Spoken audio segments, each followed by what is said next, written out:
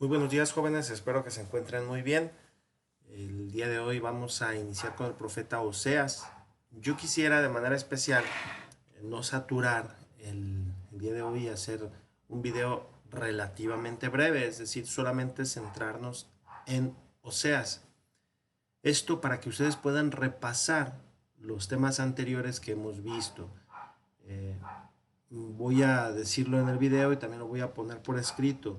La historia deuteronomista, que influye en los profetas, que va a ser una parte importante, y los profetas anteriores que hemos visto.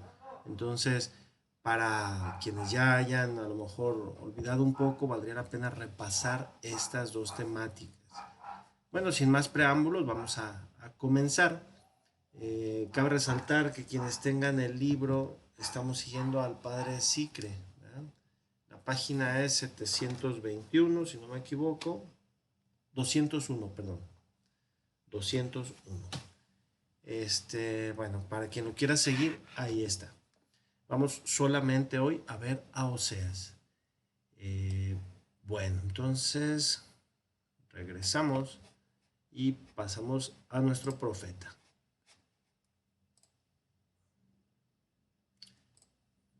Primero hay que decir que el profeta Oseas se encuentra en una situación bastante curiosa.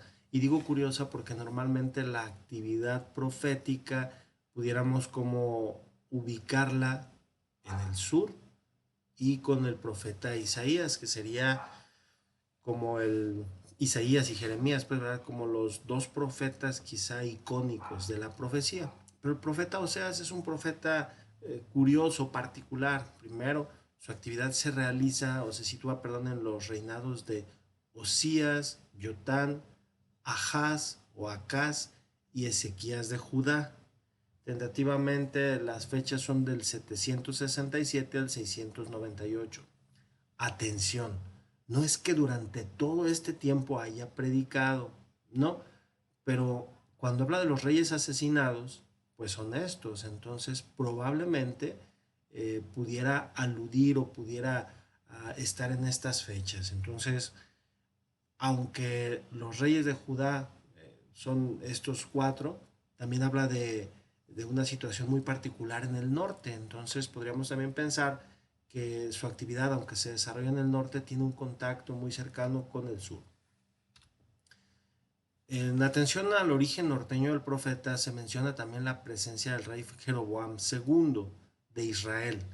Hay que decir que en ese momento, en el año 700, después de la muerte de Salomón, ya sabemos que se dividieron los reinos, estamos hacia el 930 más o menos, hay algunas problemáticas entre esos años, la dinastía de los Sonri, pero a lo mejor no es tan relevante. Cuando llegamos ya a estas fechas, tenemos que decir que Judá se convierte en una provincia relativamente independiente, con una cierta soberanía, eh, y también tiene unos reyes bastante pesados, ¿verdad? Incluso en la estela de, ¿cómo se llama?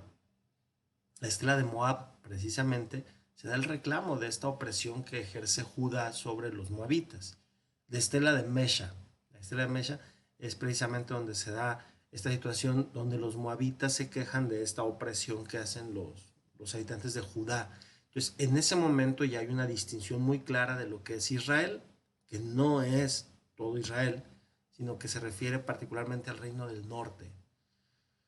Bueno, eh, sin embargo, la presencia del rey Jeroboam resultaría un poco artificial porque el tiempo mencionado en el que se ubica la profecía de Oseas no corresponde porque al menos faltarían 6 reyes israelitas. Bueno, en tiempos de Oseas tiene lugar la guerra siro-efraimita y la desaparición del reino del norte. ¿Qué es la guerra siro-efraimita? Ustedes ya lo vieron, solamente recordar muy brevemente. Mm, Querían hacer una coalición. Asiria venía con todo el poder desplegando todo su armamento de la parte norte hacia el sur. Eh, Sin embargo, pues aquí estaban dos reinos medianos que querían oponerse. Resín de Damasco y Pekaj de Israel. Entonces, del año 736 al 732 se da todo un problema porque ellos van con el rey Ahaz y le dicen de Jerusalén, le dicen, oye, ¿por qué no nos unimos contra Asiria? Recordamos que venía Tiglat-Pileser o Tiglat-Falasar III, pero con un armamento militar tremendo. Entonces el rey Ahaz, muy inteligente, dijo, no, yo no me voy a unir a ustedes, yo prefiero ser vasallo de Asiria. Y así lo fue y lo consiguió y le dio un muy buen resultado, porque Asiria no lo atacó a él. Sin embargo, sus propios hermanos, porque pues eran hermanos, ¿verdad? Estamos hablando de que eran tribus semitas, se rebelan contra Israel y entonces le hacen la guerra. No es que la guerra sea de Siria contra Efraín o de Efraín contra Siria, sino más bien que es la guerra, la alianza, el pacto que se da entre Siria y Efraín contra Judá. Esto se da entonces de los años 736 al 732. Sin embargo, ya pasan algunos años de cierta estabilidad porque pues Asiria de todas maneras interviene, eh, sitia la capital del norte que es Samaria y en ese sitio permanecen cuando muere el primero que está allí sitiando, ¿verdad? Salmanasar. Entonces se piensa que es después, cuando muere Salmanasar en esa coyuntura histórica, cuando le sucede Sargón II y entonces destruye la ciudad de Asiria en el año 721. Entonces, el contexto del profeta Oseas se da en estas circunstancias históricas. Hay que decir también que por ese momento tenemos una capital del norte, hasta antes de la guerra sirio-efraimita, rica, poderosa, que pues sí hace injusticias y adora a Baales y todas esas cosas, pero es poderosa. Para entender el mensaje del profeta hay que tener en cuenta el culto a Baal. La palabra Baal como tal significa Señor. Entonces, incluso si nosotros leemos la Biblia y buscamos el texto en hebreo, vamos a darnos cuenta de que en muchas ocasiones se le dice a la mujer que sea fiel a su Baal, que respete a su Baal. Y uno dice, pues ¿cómo? ¿A un Dios? No, Baal se refiere a Señor. Entonces, simplemente es eso. Baal es Señor. Pero el nombre de Baal también se refiere a una divinidad cananea, el esposo de Astarte o Ashera, que es quien concede el pan, el agua, la lana, sustento al pueblo. Una vez que los tiene el pueblo, pues entonces da gracias a Baal, el pueblo del norte, el pueblo de Israel, no al Señor creador. Ahí está la dificultad. La persona de Oseas. Algunos niegan su existencia. ¿Por qué? Pues por la cuestión de su libro, que dicen, no, pues esto más bien es un estilo parenético y entonces quizá no existió ningún profeta Oseas. Lo más propio quizás será decir que no conocemos nosotros muchos datos sobre él, aunque con toda probabilidad se trata de un personaje real. Conocemos el nombre de su padre, de su esposa y de sus 3 hijos. En la mentalidad judía, el conocer el nombre del padre, el nombre de algún vínculo, esto ya dice mucho con la historia. Si ustedes leen el libro de Testigos de Esperanza del cardenal Francisco Javier Buchen-Bantuan, en la introducción se van a dar cuenta de algo que es bastante interesante, porque el cardenal, haciendo una exégesis de la genealogía de San Mateo, dice, para nosotros los orientales es muy importante conocer el nombre de nuestros ancestros, el nombre de aquellos que pues están atrás de nosotros. Entonces, por eso considero que es tan importante para Jesús también esta genealogía. Y lo explica obviamente más detallado, pero sí podemos afirmar con base en esto de que se trata de un personaje histórico, muy probablemente engrandecida su obra, pero sí un personaje histórico como tal. El matrimonio empieza con un desorden terrible, ya lo sabemos. Dice esposa o prostituta, hijos bastardos. Recordamos que Oseas pues está muy tranquilo en su casa, recibe pues el llamado de Dios y la orden es, cuando salgas de tu casa vas a tomar por esposa a la primera mujer que encuentres en la calle. Y esto es feo porque sale y encuentra a Gomer, que es precisamente, algunos dicen que es una prostituta, eso lo vamos a ver después, otros dicen que no es una prostituta, pero es que es una mujer infiel. Al caso da lo mismo, es una mujer que pues deshonra a su marido y entonces los hijos pudieran ser hijos bastardos. Una situación compleja la que vive Oseas. El capítulo 3 entonces invita de nuevo al profeta a amar a la mujer. Dice amante de otro y adúltera. Se la lleva y la obliga a un celibato forzoso. ¿Quién es esta nueva señora? Gomer, de esa que hablábamos antes, esta que se lleva. Hay varias teorías entonces sobre Gomer. Unos dicen que no era prostituta, pero solamente era infiel.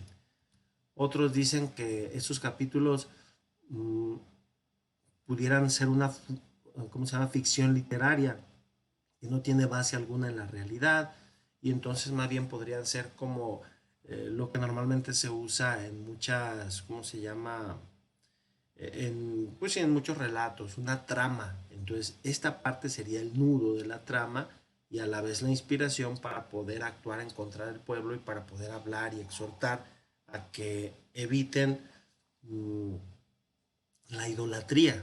Pero esa es también posición de algunos autores, no es de todos.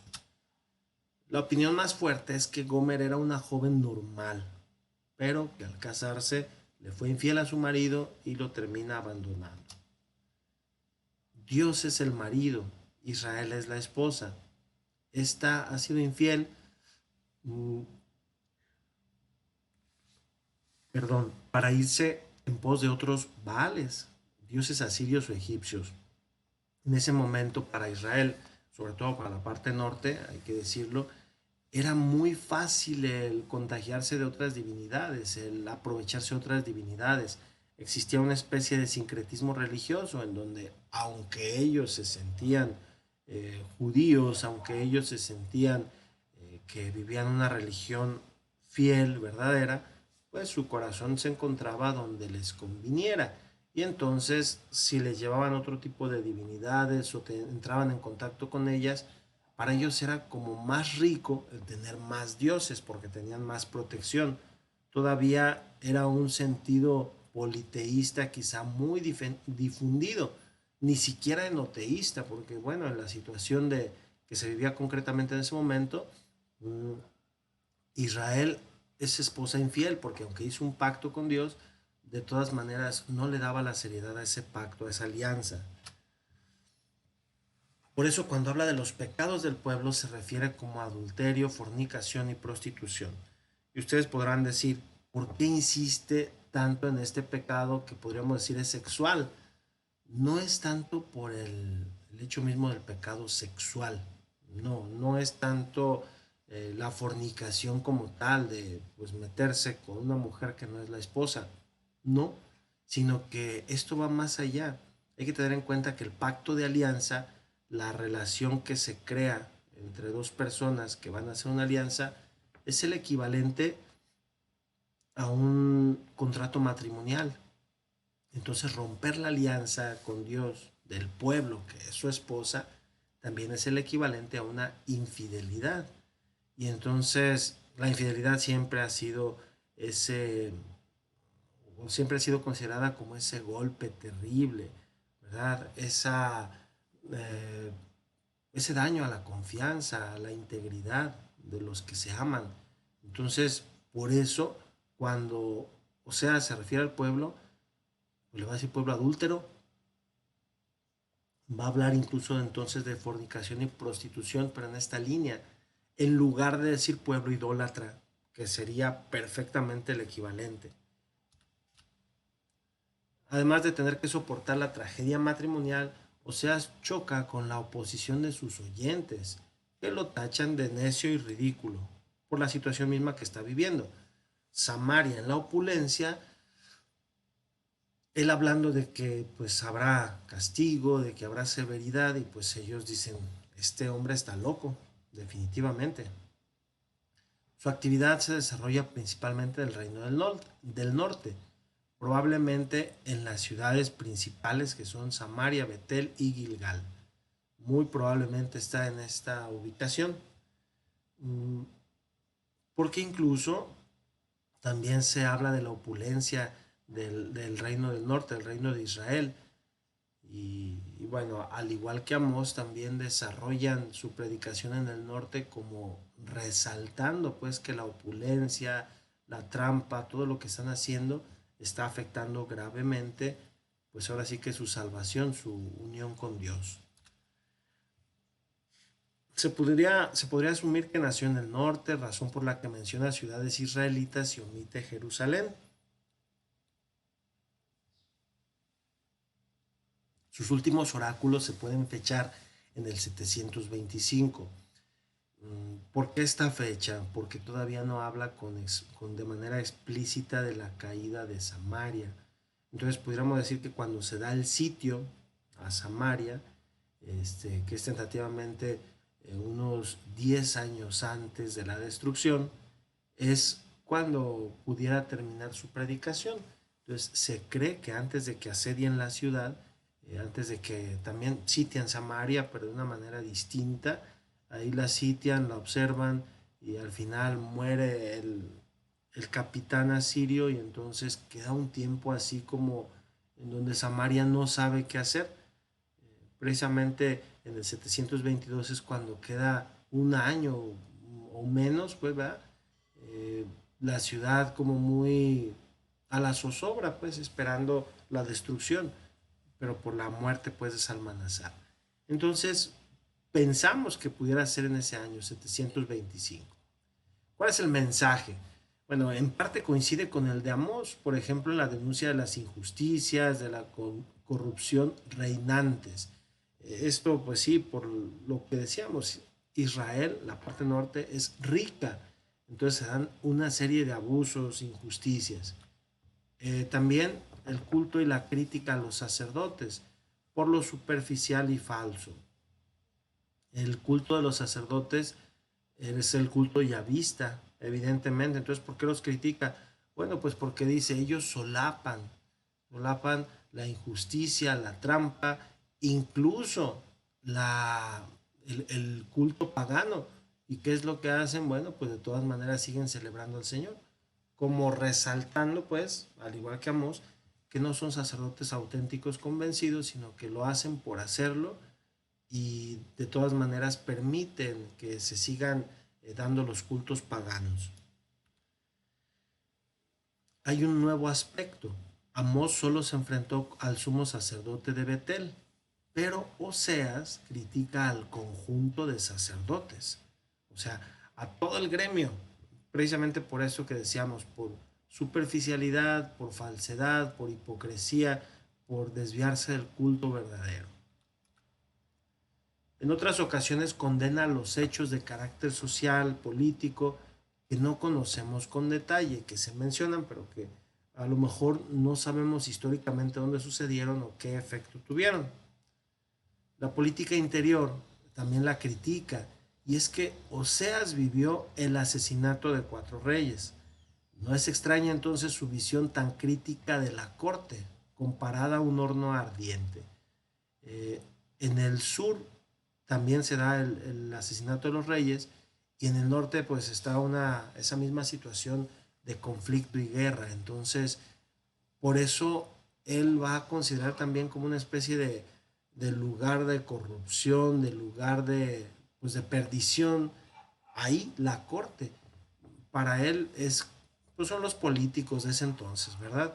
Que él considera pues donde se daña, donde se gestan las maldades, donde se crea pues toda una política en contra del mismo pueblo.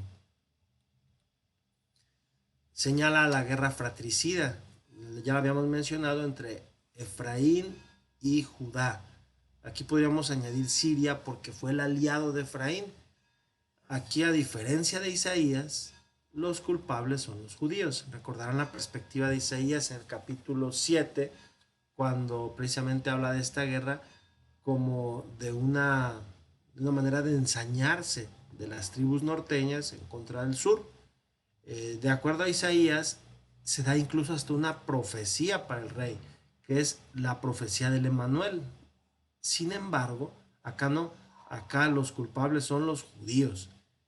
Y lo más grave en esta guerra fratricida es que ninguno de los dos pueblos busca a Dios. Pareciera que cada uno va por su línea bastante definida, pero sin buscar a Dios. También se señala el culto a Baal, ya lo habíamos dicho, un dios cananeo de la fecundidad, cuya esposa es Astarte o Ashera. Él se representa, Baal se representa normalmente como una piedra. En los templos cananeos que han sido descubiertos, incluso relativamente reciente, eh, aparece un tipo monolito entrando a la derecha y a la izquierda no aparece nada. Entonces, algunos han especulado que como muchos de esos templos fueron quemados, pues entonces se quemó la estatua que estaba allí, que pudiera ser un tronco, que pudiera ser algo de madera y que representaría a la diosa Ashera o Astarte, la esposa de Baal. Algunos otros dicen que no, que en el templo solamente estaba Baal y Astarte pues era precisamente el culto que se hacía en los altosanos, en las montañas donde se ponía la prostituta sagrada y se ponía debajo de algún árbol porque en el árbol se consideraba que estaba pues esta divinidad. Entonces al unirse íntimamente estaban suplicando, estaban realizando un culto para que hubiera fecundidad. Pero pues este culto subyace de todas maneras en la situación que vive eh, Israel, la parte norte. Bueno, se enoja, pues, ¿verdad? Oseas, porque dice que estos nombres no se apartan de la boca de su pueblo. Es un pueblo idólatra. Los becerros de oro. Recordarán ustedes que cuando muere Salomón, se da toda una situación de enojo, ¿verdad? Porque su hijo, que es precisamente Roboam, pues decide subir los impuestos, ser más cruel, ejerce bastante presión sobre el pueblo. Y no solo eso, no es querido, eso es lo principal, no es nada querido. Entonces surge un caudillo bastante interesante, un caudillo que promete muchas cosas y entonces, bueno, se va al norte, se lleva a 10 de las 12 tribus. Por eso Efraín, que es considerado pues como la región fronteriza del norte y el sur, Efraín se va al norte. Y entonces no solo eso, se crean dos becerros de oro en el norte, precisamente para que no vayan a Jerusalén. Y entonces le dice el rey Jeroboam, le dice al pueblo, aquí está tu Dios, Yahvé, pues ven a adorarlo. Y entonces ya el pueblo no tiene la obligación de ir al sur a, a cumplir pues con su precepto de entrar al templo, de visitar a Dios. Esto lo considera Oseas como el pecado de idolatría, pues serían imágenes para adorar. Sabemos que la intención de Jeroboam no es o no era crear imágenes para adorar, sino más bien crear imágenes para evocar al Dios de Israel, porque eran dos becerros. Si hubiera sido uno solo, se entendería que efectivamente era esa imagen Dios, pero no tenía ese sentido, o al menos no parece haberla tenido en la, ¿cómo se llama? En la temática. También, o sea, hace una visión crítica del pasado, critica al pueblo, no se ve una historia de salvación, por el contrario, se ve un pueblo al que Dios le habla, pero este pueblo lo rechaza abiertamente. La predicación de Oseas pasa por tres etapas que serían las mismas que experimenta con la mujer, su esposa.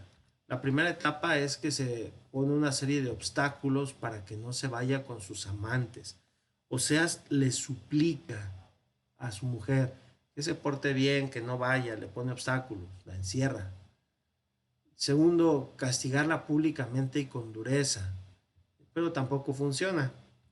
Y por último, simplemente perdonarla por puro amor y hacer de nuevo un viaje de novios, un nuevo regalo de bodas que restaure la intimidad.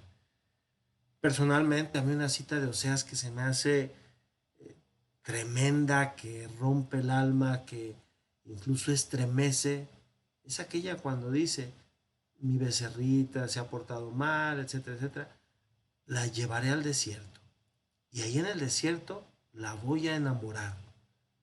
Entonces, es el deseo de que el pueblo, simplemente por libre iniciativa, vuelva hacia Dios. Hay que señalar una cosa que después vamos a ver con detalle. Dios no condiciona al pueblo aquí en Oseas. Oseas lo pone de una manera libre. Primero se da el perdón, luego se da el arrepentimiento. Esto es algo muy neotestamentario. Enseguida lo vamos a ver con detalle. No termina triunfando entonces el castigo, sino el amor de Dios. Nuestra lógica es pecado, conversión y perdón, que es incluso los requisitos para confesarnos. Recordamos, bueno, pues confesión de los pecados, pero debe de haber un sincero arrepentimiento, profundo dolor de los pecados, el querer cambiar, y entonces en ese sentido se da la absolución. Sin embargo, la lógica de Oseas parece casi neotestamentaria, porque el pecado antecede a la conversión. Esto es lo interesante. Disculpen. El perdón antecede a la conversión. El perdón de Dios, dejen quitar aquí este sonido, el perdón de Dios está antes que la misma conversión. Es decir, no es requisito para recibir el perdón que se conviertan. Dios los perdona. Y eso es algo maravilloso que aparece pues en Oseas. De esta manera la conversión se produce como una respuesta al amor de Dios, no como condición previa. Basta con querer antes de convertirse incluso para que Dios ya perdone. Del libro de Oseas al profeta, del profeta al libro de Oseas. O sea, ¿cómo se genera el libro? ¿Cómo se origina este libro? Bueno, hay posturas muy polarizadas desde quienes piensan que todo el libro es una obra del profeta, los que consideran que solo es una parte e incluso algunos que piensan que son algunas imágenes recogidas que reflejan la triste situación del Reino del Norte en el 721. Antes de continuar en este punto hay que decir que quizá no he estudiado todos los libros del Antiguo Testamento, pero quizá pudiéramos argumentar que los libros del Antiguo Testamento son o han nacido más pequeños de su forma final.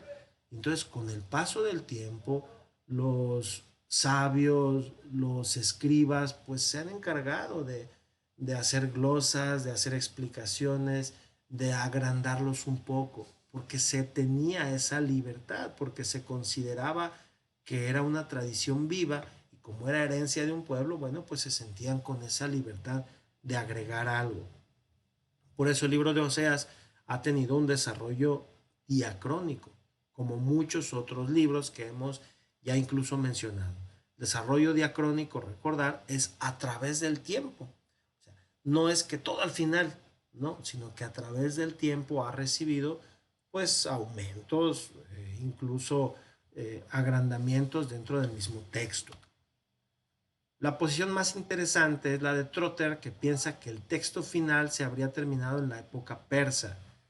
Esto no es totalmente probado, no se puede probar, no se puede justificar, pero tiene algo de sentido y es interesante porque precisamente la escritura como tal, así porque estamos hablando del libro de Oseas, la escritura como tal pudiera ser o en tiempos de sequías, pero sequías es del sur, y que va a ser algunos años después de la caída del Reino del Norte, cuando los del norte precisamente van al sur, o en la época persa. En la época persa se privilegió mucho la escritura gracias al rey Ciro. Estamos hablando del 538 en adelante.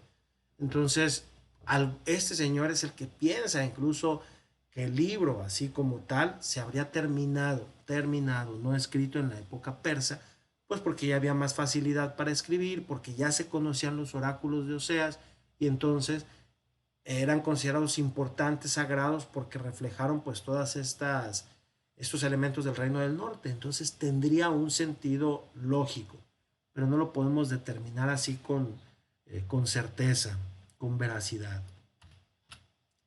El libro de Oseas es difícil de entender, en parte porque el hebreo se halla muy mal conservado, tiene numerosas frases que hay que traducirlas basándose en hipótesis, también porque la mayoría de los oráculos son muy breves y difíciles de relacionar con lo que sigue. Es un texto pues accidentado. Wolf creyó descubrir una serie de unidades querigmáticas que englobarían varios oráculos. Y en ese sentido pensaba él que eran como temáticas, pero todas ellas de querigma, incluso de exhortación, parenéticas. Las imágenes de Oseas sorprenden, pues toma del reino animal y vegetal, comparando a Dios y a Israel. Hay que notar que las más favorecidas van a ser las del matrimonio. Esto porque para Oseas, el libro de Oseas comienza con el matrimonio y esas imágenes más fuertes van a ser las que tengan que ver con esta relación de amor, porque es lo fracturado, la idolatría. Entonces la relación de amor es la que se ve comprometida. Parece que el último verso de Oseas es obra del editor, que no es de Oseas mismo, porque parecía una pregunta retórica donde dice, ¿quién es tan sabio como para entender esto, tan prudente para comprenderlo? Para él, lo único claro es que los caminos del Señor son rectos. Entonces hay que esforzarse para comprenderlos. Pero esta última frase pudiera ser como ¿qué podemos decir? El complemento final por medio del cual Oseas o un editor están diciendo, ¿quién entiende todo esto que acaba de profetizar? ¿Quién lo comprende? ¿Quién es tan prudente, tan sabio? ¿Por qué? ¿Por qué decimos que pudiera ser posterior a Oseas mismo? Porque ya sucedió. Porque como fueron imprudentes los que no le hicieron caso a Oseas, bueno, pues entonces la pregunta retórica es, ¿quién sí es prudente para que haga caso pues a lo que está diciendo el profeta y no le ocurra lo mismo que ya le ocurrió a este pueblo? Va en esa línea. División y contenido. No hay propiamente una división clara, sin embargo se pueden distinguir tres partes tentativamente, pero como tal una división clara no está. La primera serían los capítulos del 1 al 3. Es una parte bastante compleja porque es la parte autobiográfica y donde están las relaciones esponsales. La segunda serían de los capítulos 4 al 11. Aparece como una mezcla incomprensiva de oráculos muy diversos, centrados en la denuncia del culto y de la política. Comienza con una requisitoria y termina con un oráculo de salvación. Precisamente porque busca darle un carácter judicial, una, una manera por medio de la cual, así como se hizo un pacto, una alianza, pues también jurídicamente quisiera él llamar para decir, bueno, pues esta situación está mal, y entonces ponerla al frente en un juicio. Bueno, la tercera parte serían de los capítulos 12 al 14. Comienza otra vez con una requisitoria y termina también con otro oráculo de salvación. Se resaltan los aspectos de una liturgia penitencial. Por lo que se refiere al contenido, esta sección incluye un poema retrospectivo sobre la historia de Jacob y sobre Efraín, denunciando de manera especial el becerro de oro. El becerro de oro en Éxodo, si no me equivoco, es Éxodo 32, haría alusión al pecado original de Israel, de todo el pueblo. Y hay que grabarlo bien, pecado original, porque es allí, justo después de la alianza, cuando se da el primer pecado, que es la idolatría, y es lo más grave. Pero el eco de ese pecado lo pudiéramos encontrar en precisamente el Reino del Norte, cuando Jeroboam instituye estos dos becerros de oro. El siguiente profeta pues es Miqueas. Nosotros vamos a terminar aquí solamente con el profeta Oseas. Les pido de favor releer el libro de Oseas. Sé que lo está o deberían de estarlo leyendo. a la par con los temas. Sé que pues han tenido mucho trabajo y no es su culpa, muchachos, pero esfuércense al menos en darle una ojeada, esfuércense también en terminar lo que sería ¿cómo se llama? La lectura del primer artículo y este, y ya terminando la lectura del primer artículo, pues tendríamos más material. Yo sé que los compañeros de tercero B pues ya vieron esta parte, pero aún así conviene repasarla para pues ¿cómo decirlo?, a la par los dos grupos. Bueno, hasta aquí lo vamos a dejar. Más indicaciones las voy a dar por escrito. Que tengan muy buen día. Dios les bendiga.